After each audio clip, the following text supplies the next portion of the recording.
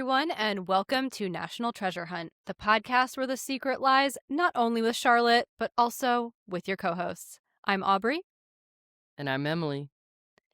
And it is time for our second and final National Treasure in Real Life, or NTIRL episode of Season 12. And if you're like, didn't we just get one of those? The answer is kinda, but we're coming up on the end of this season pretty quickly, so you're getting another one today. Yeah, we had too much other stuff going on, but, we're committed to the bit, so NTIRL Part 2. We really are. And y'all, it really is because of you. A little insider baseball. Our NTIRL episodes have been some of our most listened to episodes since we started them. So we're glad you're liking them, much to Emily's dismay because she hates docuseries, but she's doing it for you. I am, so you better let us know what you think about it, because I'm definitely not watching this for my own fun. You can find us on X, Instagram, and YouTube at NT Hunt Podcast. We're also available at nthuntpodcast.com, where you can find information about our books and upcoming events. And we have a Patreon, patreon.com/nthuntpodcast. And before we dive into the series we are discussing today, which, spoiler alert, will be a follow-on from our previous IRL episode of this season, we are talking seasons 3 and 4 of The Curse of Oak Island today. We do need to remind you of where you can come see us in person literally within the next few weeks. We have so many events coming up, and we really want to see you there. So, Heist Night, National Treasure Hunt's Heist Night at the Westport Museum in Westport, Connecticut on May 16th. Heist Night at the Houston Museum of Natural Science in Houston, Texas on May 21st. And Heist Night at the Congressional Cemetery in Washington, D.C. on May 23rd. Tickets for all of these events as they become available will be in the link in our show notes for this episode and on our website. It gets a little complicated, guys, because, at the time of this recording, our Congressional Cemetery event is actually sold out already. What? And, that's not a small number of tickets, but you heard it here first. I don't know, our friends at the cemetery might be super, super nice and open up some more tickets closer to the event. So you're going to want to stay tuned to that if you missed out on your first call or your first, shot at tickets, Don't throw away your shot, y'all. Ooh, I see what you did there. Nicely done. Thank you. Okay, you guys, without further ado, let's get into this NTIRL episode. Once again, we are covering The Curse of Oak Island seasons 3 and 4.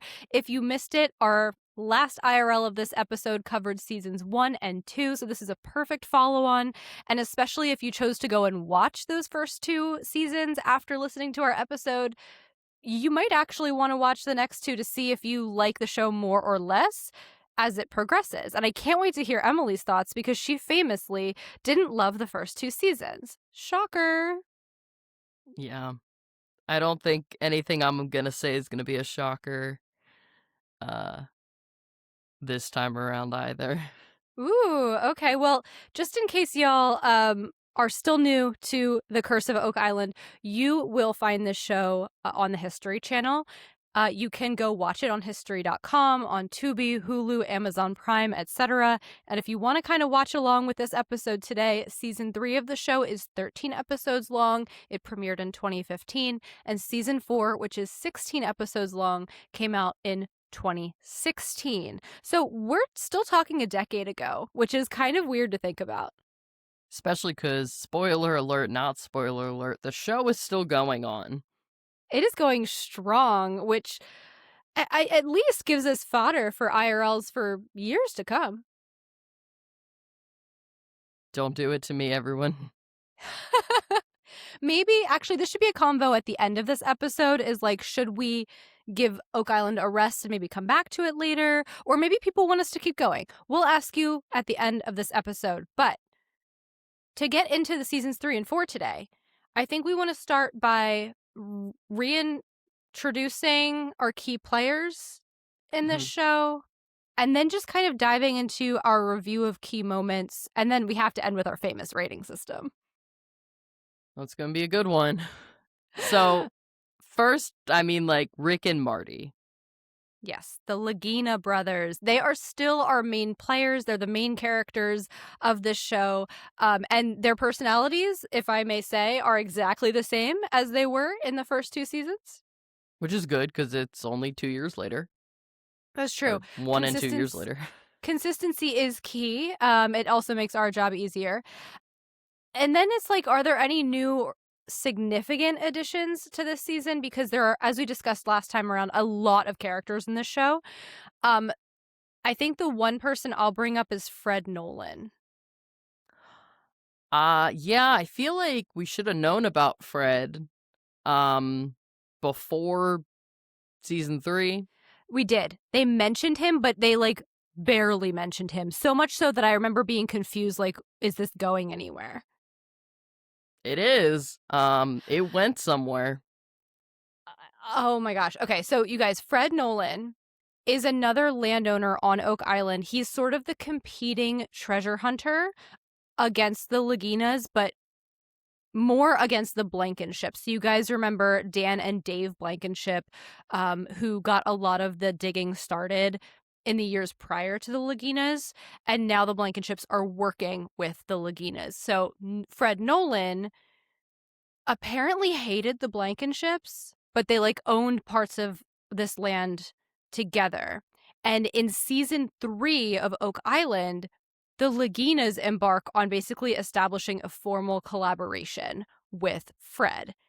And I thought this was super interesting.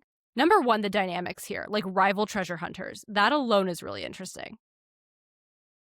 Yeah, it made me think that, like, maybe there's something else that was, like, under the surface. I don't know, because for me, it just kind of felt like Fred not gave in, but, like, agreed to work with everyone a little too quickly for it to have been, like, for what I would assume would be the issue if it's rival treasure hunters. Like, if you're a rival, you're not going to suddenly join up with people. Like, he's trying to do his own thing, and then he kind of comes and is just like, well, like, clearly we're not getting anywhere by doing this.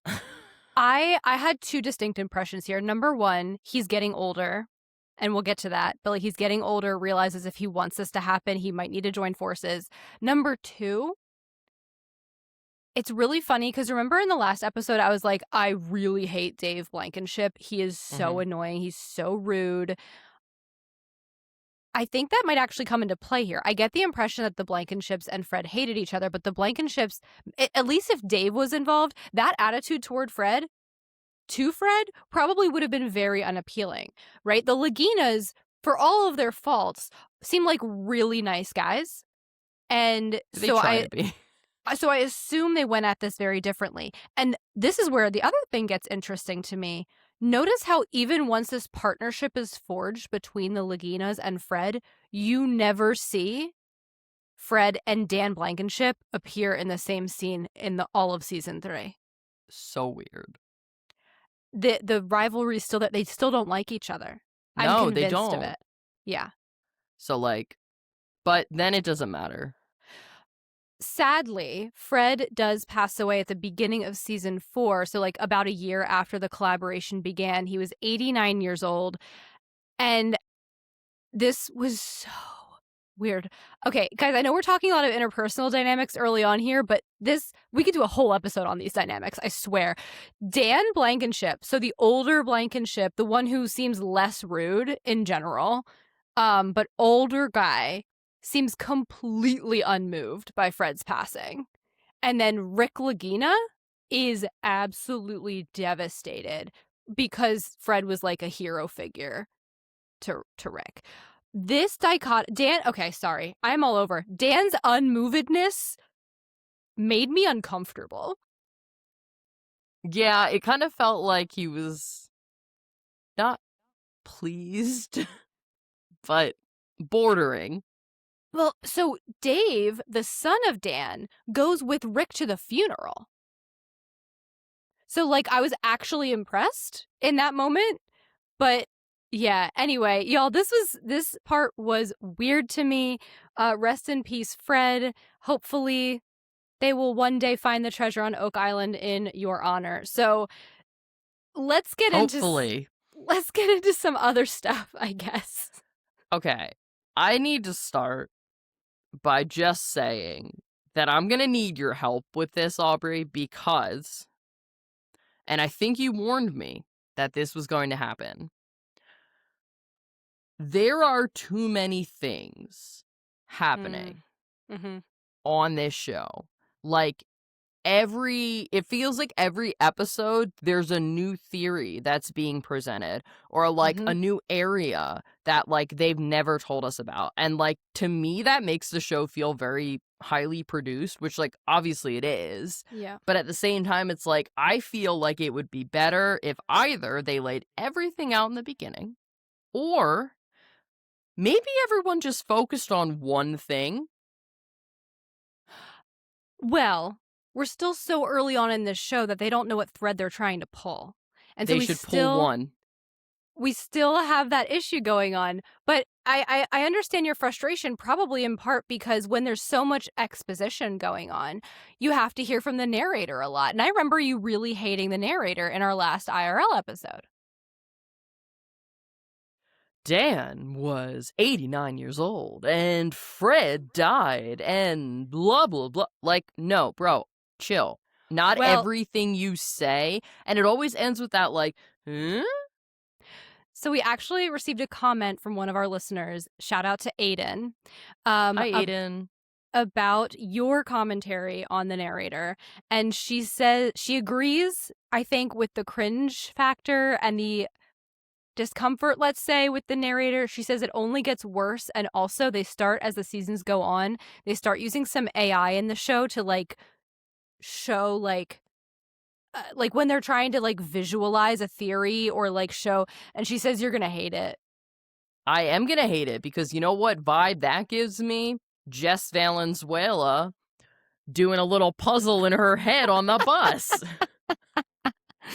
Touche. I just have to say, once it was stuck in my head, your comment about the narrator, I went into watching these seasons with that comment in my head, and I'm Was it annoying? No, it sounded just so familiar to me, and I'm very confident that this is the same narrator for another show that I watched, The Secret of Skinwalker Ranch. That's probably why I'm not as annoyed by it. But yeah, I just had to point that out there. More power to you. Thank you, Aiden. So, moving right along, early in these seasons, we see a comment being made about how this year of the search is the 50-year anniversary of Rick learning about the Oak Island legend, which is so Ben Gates coded to me, right? Like this lifelong pursuit. Really, any Gates family member coded, I think. And that stuck out to me immediately. It does stick out to me. It also makes me kind of, I guess, go back in on my point from the last episode we did on this, which is this idea of, with Ben's treasure hunt, we really pick up at like season 14, 15, right. maybe? Yeah. Because we don't see the trial and error. It's not a spoiler to say they don't find the treasure in seasons 3 and 4. So you've said. Another, I guess, yeah, the other Ben Gates coded thing about this early on, did you catch when, I think it was in one of the like seated interviews, Rick says that he and Marty asked their dad what to do with the treasure if they find it, and the dad says do good with it. And I was like, also so Gatesian. I knew that was gonna get you. How does it not? Eyes. It's so, you rolled your eyes? Cringy. Are you sure you like National Treasure? I do. That feels more honest to me. Like, imagine if National Treasure was like a docu-series where like Ben was sitting down and doing these kinds of interviews. I feel like the tone would be so different. He would literally say, when he's sitting he with would, Sadusky, but you'd believe him. You don't believe Rick? It kind of feels like he's saying it for the camera. I mean, I'm sure it happened.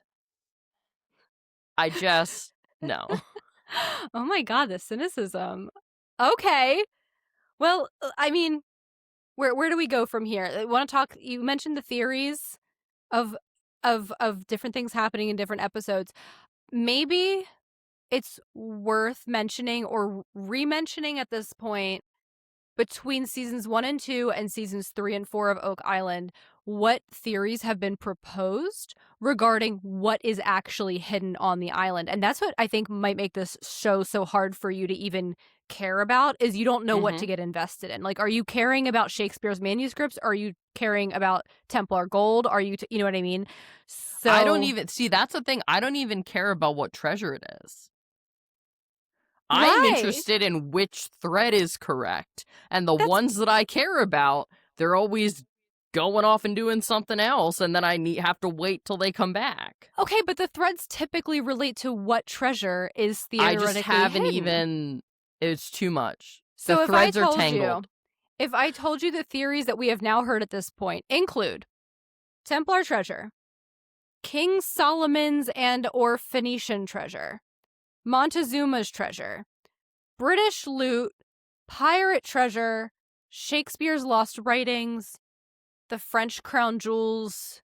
Am I missing any? I think 7's enough. Like, well, are there any other treasures in existence? The Amber Room. I don't know why they're not thinking the Amber Room's here, because they got everything else here. Okay, but I will say by the end of season 4, I finally feel like I'm starting to have enough information to generate my own hypothesis about which could be right. So that is satisfying. I'm really happy for you.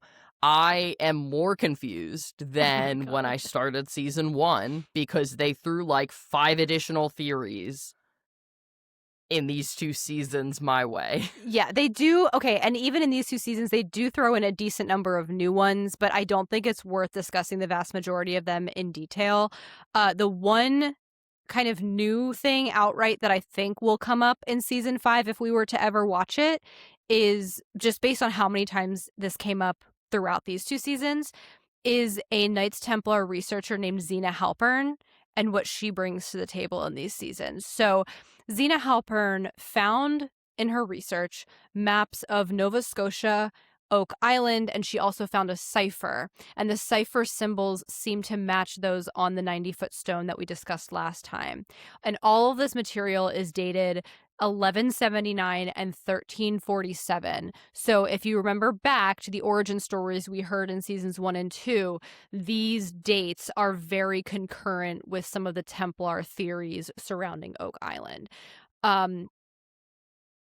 There's a lot to talk about here in terms of the cipher and the maps. I have some things that I want to raise. Is there anything outright that sticks out to you, Em? You look frustrated. Why are you frustrated already? We've barely started.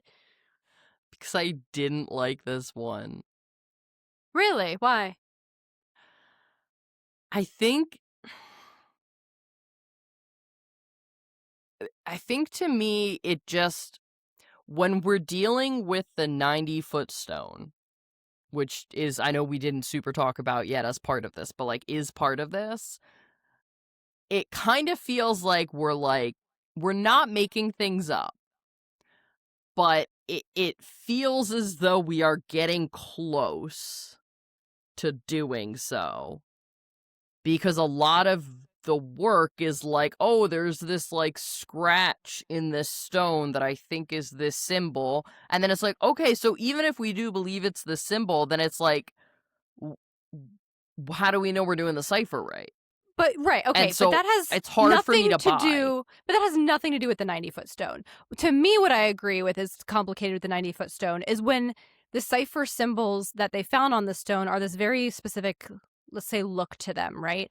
And this Xena Halpern thing brought up something really interesting to me that I hadn't fully thought about before. When Xena Halpern finds this cipher that seems to have symbols that match those on the 90-foot stone, her cipher has been translated in Portuguese to include words like gold, pottery, and like places in Africa where gold is found. But if you decode the cipher in French, it decodes really well as a set of instructions and distances, including 522 feet, and it's 520 feet from Smith's Cove on Oak Island to the original money pit. So to me, the interesting thing here is the language. Like, why are we confident in what language we should be translating it into, especially if we're dating back to the 1100s, where it's probably, if not a different language altogether, at least a different dialect? That is a great question, and that is also a question that I have, because 522 feet, I hate to point it out to you, is not 520 feet. Okay, but that to me, that doesn't bother me. What bothers me is, were they using the metric of feet back then? Probably not. That's the bigger issue I have. The 2022. But also, how are all these languages translating this cipher into something that is related to treasure? Like, that would mean that, like, when the cipher was created, it's either a wacky coincidence that it can be decoded like this, or somebody intentionally did it so that in multiple languages it could be decoded like this, which seems not a thing. Right. I completely agree. That's, to me, where the cipher becomes a problem. Now, I will say the maps she has are more compelling, in my opinion. So the map from 1347 is of Oak Island, very clearly. Oak Island has a fairly distinct shape. It's distinct enough that, you can overlay some of these maps and be like, oh, that's clearly supposed to be this. And this map is labeled in French. And when they translate the French to English, many labeled features on the map sync up to what exists on Oak Island, like swamp, marsh, dam. And then there are some labels like hatch and valve that are completely new to our treasure hunters. So this is really cool. They get to be like, okay, well, they labeled hatch right here. If I go to that spot on the island, is there something there? So they try. And this is a great example of what I would probably call experimental archaeology, where they go looking for the hatch based on where it is on this map. It's near Dave Blankenship's house. And at the hatch spot, they find a square cut hole into the bedrock. I mean, I found that super interesting. And then we don't see it followed up on. And I'm assuming that's because they have to disclose it to the Canadian government before excavating it. So I'm assuming they just didn't get the permits they needed in time for filming. That annoyed me. Because, like, the fact that they were following the law annoyed you. They dig everywhere else with permits. But this is different. This is because it's a feature that seems old, so they can't just destroy it. Yeah. Yeah, but I feel like they're trying to Ben Gates it before Ian came into the picture. And, like, maybe they need to Ben Gates it after Ian gets into the picture. So they need to steal the declaration. Doing the wrong thing for the right reason. Oh, okay. They need to break the law, even though there's no real reason to believe that what they're looking for is down there. I do think it's... What do you think of the fact that the hatch label on the map actually lined up to something? Cool. It doesn't make me trust it more, but can we move to what I really want to talk about? What's that? The 10x thing. Okay. Yeah, we can. So, as a quick refresher, y'all, we're going to follow up on the 10x pit per Emily's request. This, as a reminder, is the pit that Dan Blankenship dug many, many, many years ago. And he fully encased it, and he tried diving down there, and he could swear that there are these features at the bottom in this cavern, like possibly a dead body, possibly a chest. And yeah, I mean, let's dive into it. Pun intended. Okay, so many things about this. I liked this. I did not like this last episode, I don't think. This time I was compelled by it. Okay. I think because the diving thing is interesting to me. But I feel like they could have gone about this in a much more scientific way, like, from the start. Because they, like, do all of this work to bring a diver that is, like, capable of diving through, like, really thin areas with, like, minimal visibility and this specialized breathing Mm-hmm. apparatus like, interview him. They're like, yeah, he's on board. And then they're like, oh, JK, we're gonna send this video thing down first. And I'm like, why did we not do that before we brought the dude in? Well, we did. We had some issues. Remember all the sonar? Yeah, but, like, they send it was in the same episode, Aubrey. Well, this was over a whole season because it takes them 3 divers to actually find a diver who can manage to do this. So it takes a while. But okay, let's start with the sonar because the sonar is supposed to inform the divers. This blew my okay, we can keep this part short. They do send down sonar to the bottom of the pit of 10X, and they seem to see, like, yeah, there are 2 support posts and, like, a box. Maybe there's these human remains that Dan saw years ago.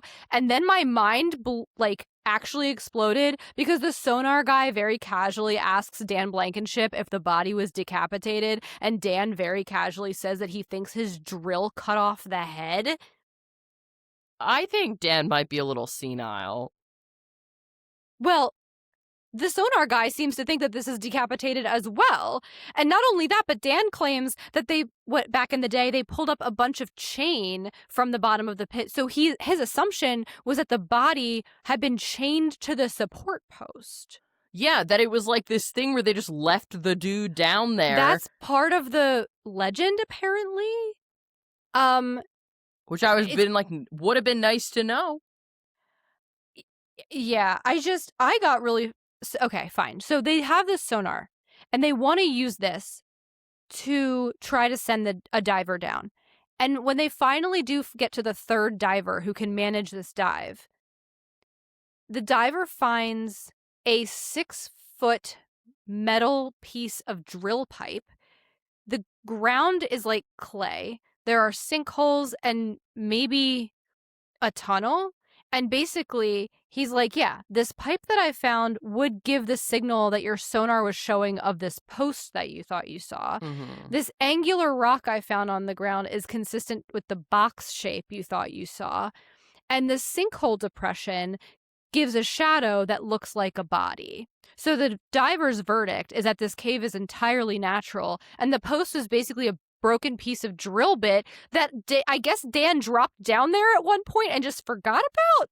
Well, I mean, Dan comes out so confident with a lot of the things he says, like, I saw a dead body, or like, I saw this wooden post.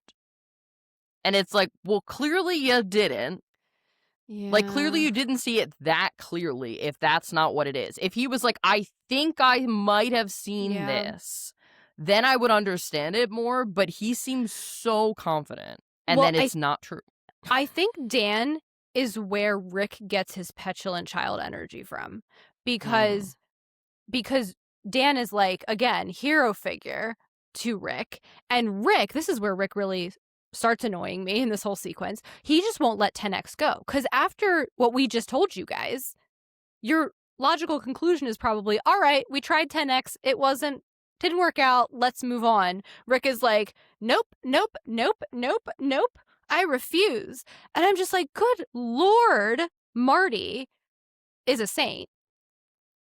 So Rick is like, okay, fine, let's run the sonar again to see if the quote-unquote box has moved, right? Because the diver moved this rock that he thinks is the box, so it would show up in a different spot, or at least not be there anymore on the sonar. The sonar confirms that the box is gone, and Rick still won't let it go, and now I am genuinely so mad at him at this point. Yeah, I mean, like, I think it seems like he's doing it for a good reason, right? Like, he has this whole thing of, like, Dan spent his whole life doing this, and like he's not related to Dan, but like it kind of gives those vibes, honestly. But And like Dan's too old, like Dan can't do this anymore, so like we need to do it.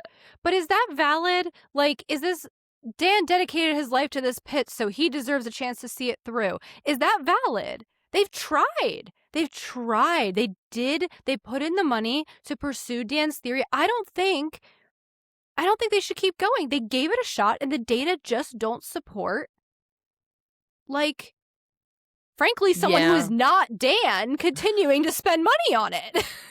No, I agree. I do feel like there's maybe a little bit, or there would be from me, a little bit of concern about like Dan's mental state well-being if they're basically like, the data don't support this, so we're gonna stop, basically saying like, you made this up. Call me cold but tough. No one's saying you made this up. They're saying, I mean, they are, because he said, I saw a dead body, and he clearly did not. you saw something that looked like a dead body, and now we know it was a shadow. Like, I don't know. Which is embarrassing, let's be honest. I would not think. Whatever. Okay, whatevs, guys. They have not given up on 10X, and so I guess you shouldn't either. Let's move on. Because I hate 10X. There were apparently, when we get to season 4, the team states that they had 3 goals for season 4, and those are Smith's Cove, the swamp, and the money pit. You look annoyed again. We haven't even. There's too many things. Pick one. No. I don't have an issue with this because. I know you don't. No, Clearly they don't either. From an efficiency standpoint, when you're doing certain tasks and you need permissions here and you need equipment here, and none of these things, like, use your time wisely. If you're waiting on something for Project A, go work on Project B while you're waiting for that thing to come in. I feel like that's usually why they do it this way. I don't disagree with that. I think that, and maybe it's just something about the show to me, I think the way that they narratively piece these things together and try to give you little bits of explanations for like why they're looking in these various places feels very disjointed, and it doesn't feel like it's telling a story. Okay, well, where I can agree with you there is with Smith's Cove specifically. So when it comes to Smith's Cove, they basically buoy off 9,000 square feet of the cove so that they can drain it to excavate it. Which because is cool.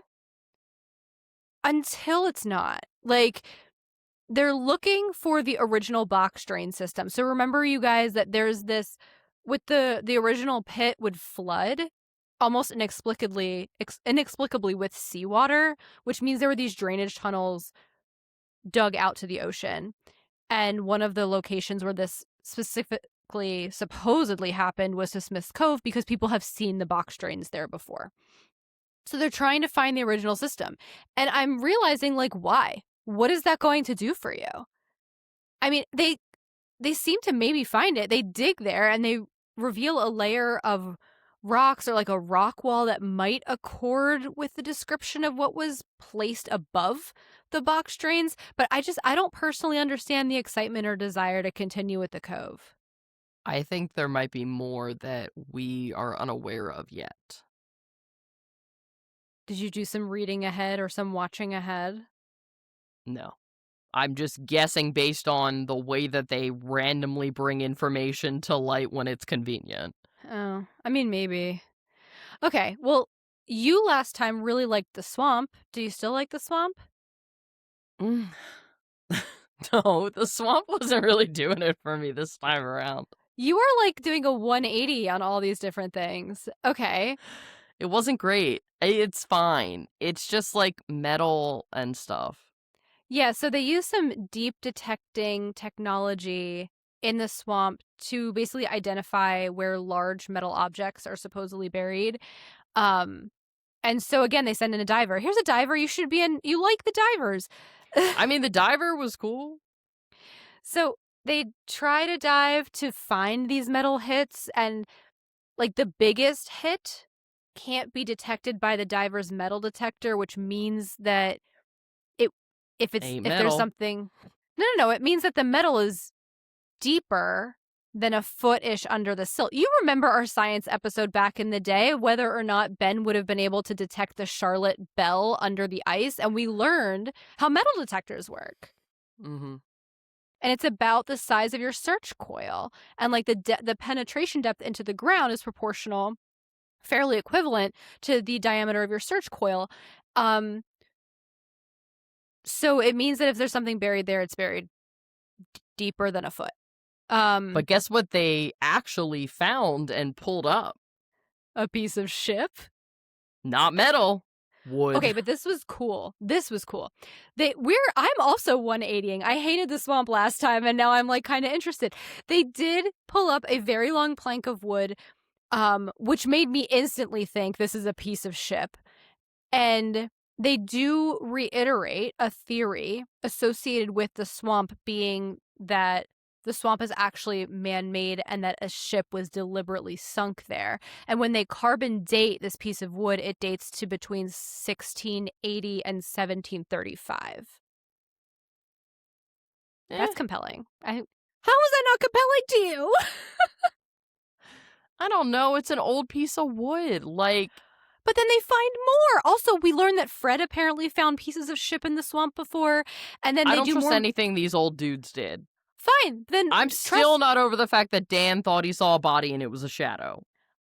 Okay, then trust your own eyes. They do more metal detecting, and they find the type of stake made specifically in shipbuilding to hold the deck together. There's like a literal external scientist, Dr. Lori, that they bring in, and she confirms this is from the deck of a Spanish galleon ship that would have been from between 1575 and 1600, and there's like tons of these stakes, if you will, found along the Treasure Coast of Florida, where these Spanish galleons were known to like survey and like float around. So like, I don't know, with the spike, the plank, and then there was a coin from last season, there's this through line of Spanish history. Yeah. The Spanish history part's compelling, I will say. Thank you. That's all I have to say on it, though. Like, it's fine. This is why I feel like I'm starting to get enough information that I can start forming my own theories of what I think is more or less likely to be true. And we also get some third-party info that further supports the Spanish theory. The McGinnis... Because they just bring people in. Yes, relevant people, the McGinnis descendants. They started bringing a lot of people in season 4. God, you complain at a certain so point. much. It was just like there was a new family every episode that was just joining forces with it, people or giving them information. Dude, that's not even true. It's not. It felt true. Okay, guys. So the McGinnis family is actually quite relevant because the original McGinnis, if you will, was one of the 3 teenagers who were the first to find the original money pit when they like saw a weird light across the water and they went and pursued it. They saw this pit, they started digging, and they started finding the layers of wood, right? So some of McGinnis's descendants come to visit the island. It's like 3 sisters. One of them ends up passing away as well.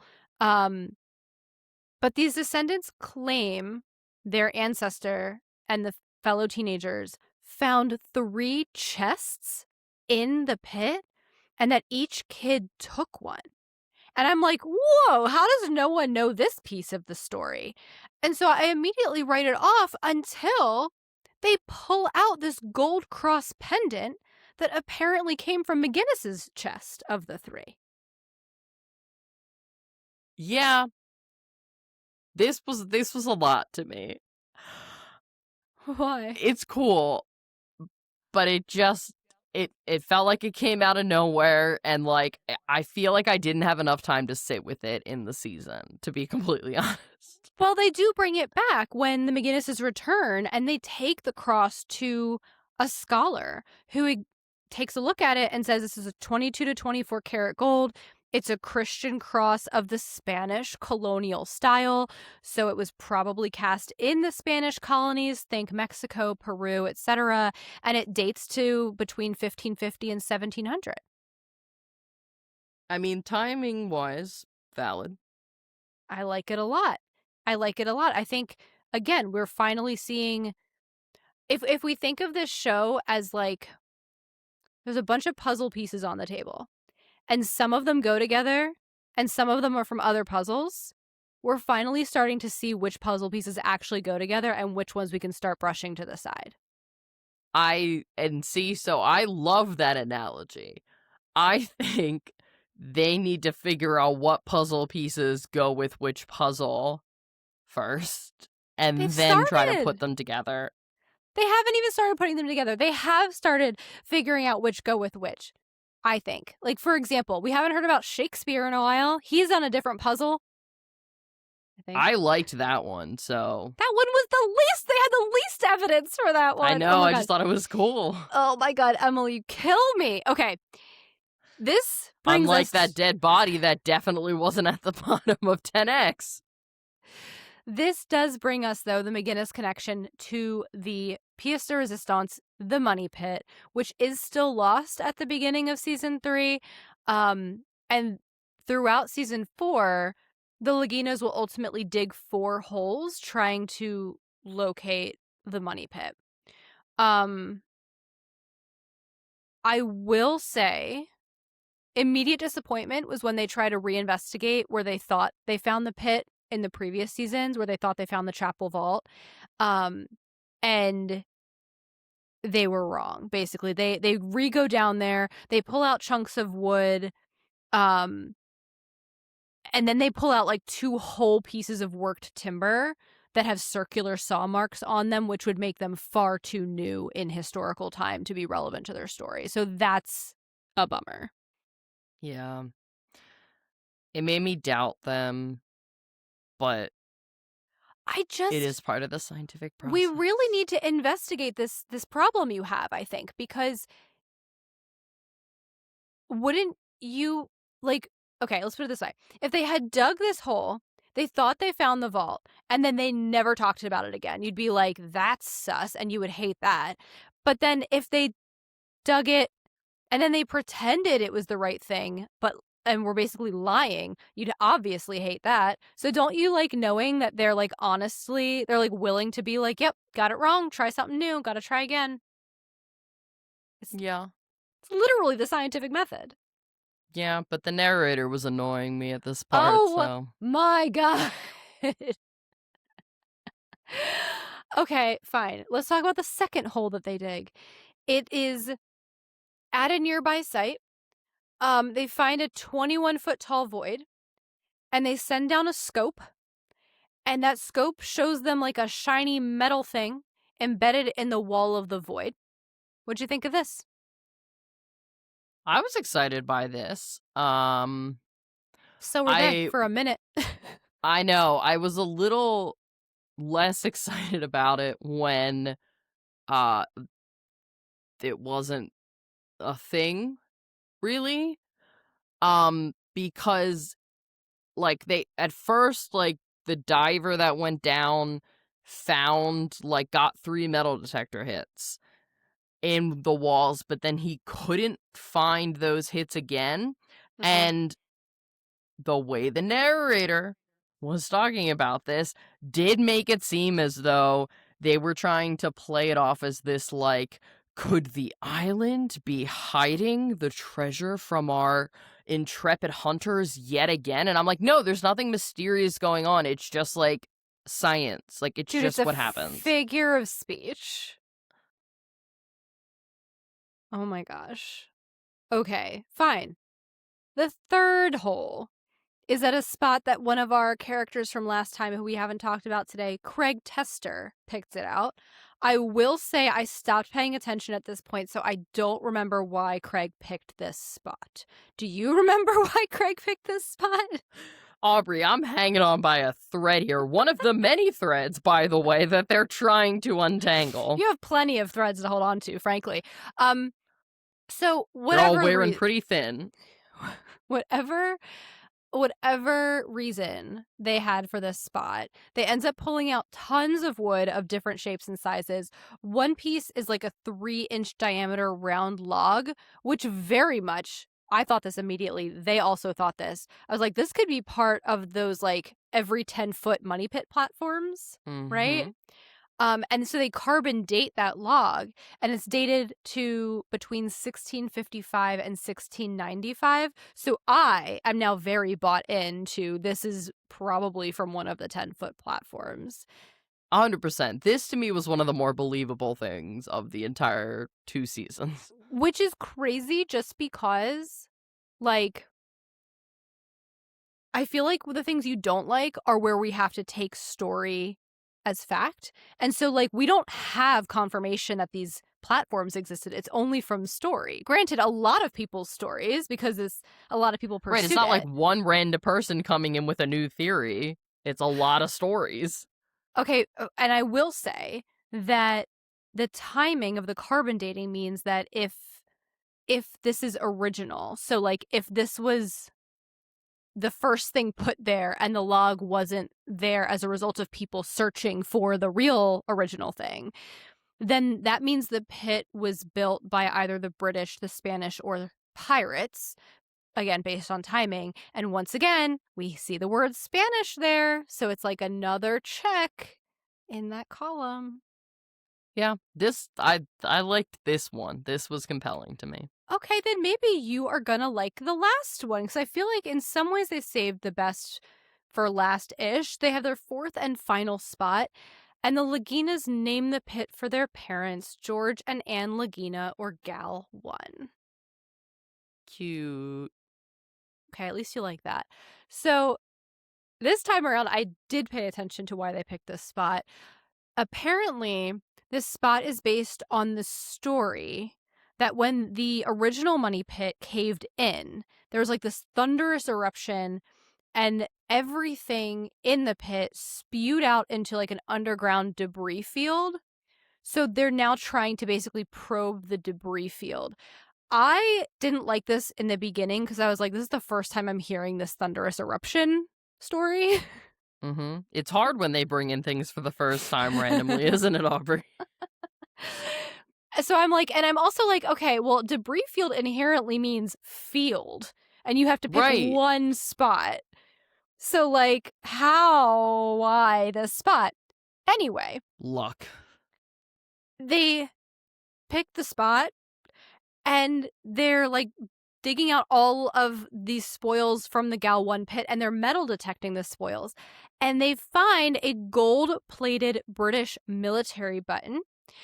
Then they're using this crazy claw contraption, which was really giving me like Friendly's lobby vibes, where you like put in a quarter and then you use the claw machine, you know? That's in more places than the Friendly's lobby, but sure. Okay, well, that's where I encountered it as a child. And so the claw pulls out of The this, claw. pulls out of the hole large sheets of mangled metal and chunks of charcoal. And by the time they get to 160 feet deep, they're pulling out sheet metal with holes punched in it and these large, like, washer type objects, right? So this is immediately compelling. You It's don't look. weird. Yeah, right, because it's evidence that someone had been interacting with the underground of where they're digging. Would you agree with that? Yeah. Okay. So they're basically looking for evidence that anything that they're pulling out is from before 1795, because 1795 is when the money pit was discovered. So they want to find things not that the McGinnis kid and his friends left there, or that any of the later diggers left there. They want to find original stuff. So they bring back in Dr. Lori, this expert. She's the one, remember, who said like these stakes from the swamp were from these galleon ships. She examines this button, and she says the button is from between 1775 and 1815 from a British military uniform. The metal with holes in it is a decorative piece to attach to the sides of chests like treasure chests, but it could have been repurposed from a ship that would have dated from between 1650 and 1800. This one's okay to me. if you were the Laginas and you have to decide which hole to continue poking at in a season 5, which hole do you pick?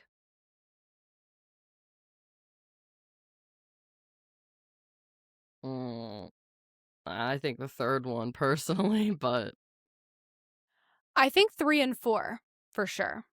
Like, I mean, 4 is compelling. It just feels like there's a lot that like is needing to be like assumed, like it could have been repurposed from a ship, or like but it regardless, just it was man-made. yeah, well, the man-made part, sure. I think I think 3 to me is just a little cleaner. Because this is the log. Yeah, I think it's just simpler. I think for me, the thing is that all of the man-made or man-worked stuff they've been pulling out of the island has not been from any of the pits. It's been from like the swamp and metal detecting. I feel like this is the first time they went into it, an experimental pit of their own making. So it's not even 10X that's been there for years. And they're pulling out objects that are not only man worked, but they are consistent with the time period they're looking for and with the time period of the other objects they're pulling from like the swamp and other parts of the island. And I think that's going to help create a more comprehensive picture. Yeah, that's true. I can agree with that. I will say in conclusion that by the end of season 4, I personally feel like we've reached the equivalent point of like if y'all were around for our IRLs for the show Mystery at Blind Frog Ranch, when in Blind Frog Ranch they see that map of the ancient Aztec homeland cave system, and so they're like, oh, like this overlays really well. Now in this case, in Oak Island's case, there's very clearly now evidence of something going on with a Spanish ship here. It's just like, what is that? What is the deal with the Aztec homeland being here? What is the deal with the Spanish ship being here? That's kind of where I feel like we're at. Yeah, I agree. And, I don't want to say I'm looking forward to finding out because it makes it seem as though I have to watch more of this, but like it's an interesting thread. Okay, well, we finally found a thread that Emily describes as interesting. So I am scared to ask. It's time for our official National Treasure Hunt rating and recommendation. So remember, this is the time of the show where Emily and I each rate the show we've just watched and explain why we think National Treasure fans should or should not watch what we just watched. So, Emily, as always, I'm going to ask you first, what is your rating and your final review? I'm gonna give this 4 out of 10 random strings, threads, whatever we want to call them. Okay. Um, there were moments when I was intrigued by what was going on, but I think that was more to do with like the nature of the way that they were framing the show more than anything that they were finding necessarily. I Okay. will say what bumped it to a 4 for me is something we didn't actually talk about. And that was FDR Ugh, and really? his interest in Oak Island. That screams like President's Book of Secrets to me. And so I would say National Treasure fans, like, if you want to watch that one episode, which is towards the end of season 4, it's literally only one episode. Yeah. That might be worth it, but I think it's fine if you don't watch the rest of it. Okay. I think that's pretty fair. I think if I remember correctly, the last 2 seasons I gave a 6 out of 10. This time I'm going to go 5 out of 10 boreholes in the money pit. I did think that the first like 75% of the 2 seasons was pretty slow. But the last few episodes of season 4 were great. And I think a big part of that was the involvement of Dr. Lori as an expert, providing pretty confident clarity on like what many of the objects they found actually were. I feel like we're often lacking that in these shows. So I do think or hope that her analysis will point the Laginas in the direction of a clearer story moving forward. As far as National Treasure fans go, I do agree with the FDR episode being very like secret book coded. But I do kind of think that the previous 2 seasons are like a more mandatory watch, quote unquote, for National Treasure fans just because of all the Templar backstory we got there.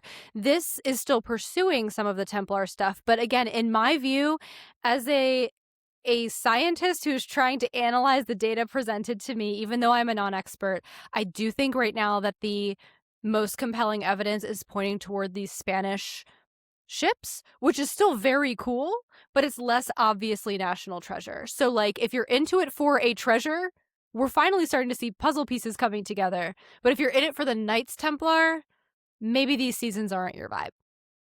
Yeah. Or maybe the whole show's not your vibe. Or maybe you'll love it. Let us know. Please tell us your thoughts on either X or Instagram at NT Podcast. You can also leave comments on our YouTube and at NT Podcast. Please leave us a rating and review on either your podcasting platform or, subscribe on YouTube. And yeah, really looking forward to hear what y'all think about this one.